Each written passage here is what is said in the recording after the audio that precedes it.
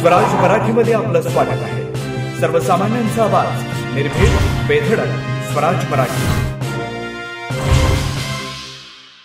सांगली जिल्ह्यातील खानापूर तालुक्यातील विटा शहरातील प्रसाद चित्रमंदिर रोडवर महावीर नगर या चौकात एका भाजी विक्रेते फळे विक्रेते यांच्या विक्री करणाऱ्या दुकानाच्या बाजूस कोणी अज्ञाताने भानामती सारखा प्रकार करत एक भानामती पिठाची कणिक करून त्या कणिकाला बाहुलीचं रूप देऊन बाहुली तयार करून त्या बाहुलीला टाचण्या, लवंग तसेच गुलाल, हळदी कुंकू असं करून ती बाहुली एका व्यापाऱ्यांच्या शेडच्या बाजूला ठेवण्यात आली।